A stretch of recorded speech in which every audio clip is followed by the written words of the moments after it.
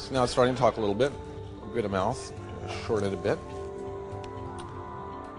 And this is the sense palette, where we have things like eyes.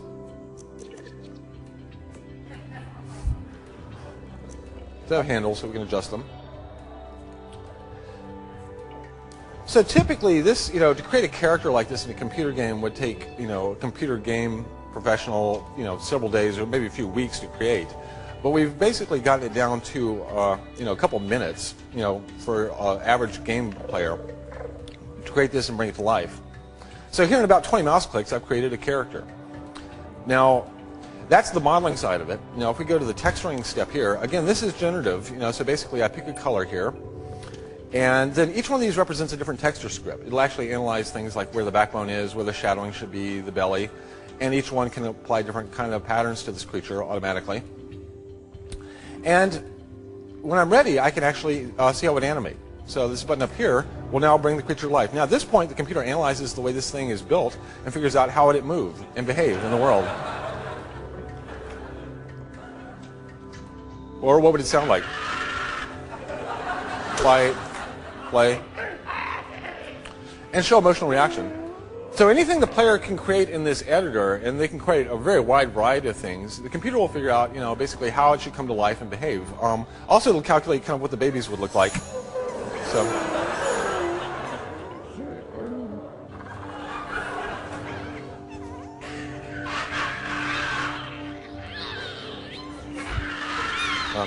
But anyway, so what you do with this creature is this becomes your game object as you play Spore. Now, what you're actually going to be doing with this creature is you're going to be playing through its entire evolution, from single cell up to intelligence. And I'm going to just pop into the evolution side of the game just for a second to give you a sense of what that looks like. But now, as you're playing the game, now I talked about how what we want to do is make the other players' content better. Now, one of the reasons we want to do that is we want to be able to redistribute that content. So this is a typical world that you would encounter in this game, and all these creatures are actually coming from other players automatically as you play. So what we do is we harvest the best creatures that players create in that editor, bring them up to our server, and then redistribute them to the other players automatically. And that way, every time you play the game, you're kind of dealing with a different set of creatures, different challenges. And you never kind of encounter the same worlds twice. So this is the creature that I'm playing right now. So I'm actually driving it around this little world, and what he needs to do is basically kind of survive and eat, look for things that he might, he's a carnivore. That guy's kind of mean, so we don't want to go there. We'll head over this way. Now, here's some little guys. So, this is basically the evolution game, and now I can kind of fight these little guys because I'm bigger than they are. But on the other hand, they're very social, so they're kind of sticking up for each other. So even though they're small, they're not easy. So I'm going to run away.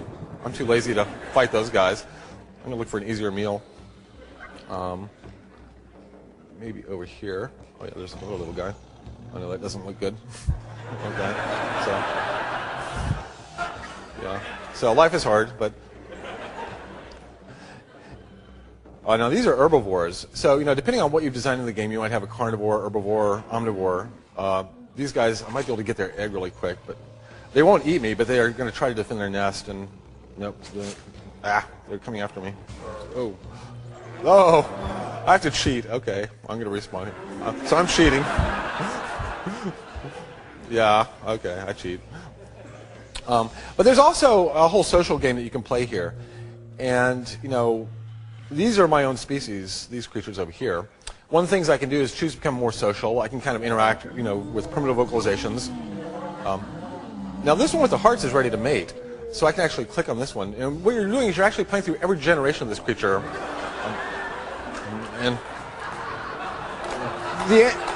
Now the animations and everything are procedural, which means that they're going to be different for every creature. So every creature is going to mate differently. It's going to eat, fight, move differently. And again, this is kind of how we take the players' creativity and amplify it to a tremendous degree, which drives their empathy and gets them really interested and connected to this thing. So we've just laid our eggs here, and now we'll actually earn points that we actually go back into the editor and spend at the end of the generation. But we have to defend our eggs until they hatch. So we have like scavengers and predators, kind of. Again, it's a dog-eat-dog world out here.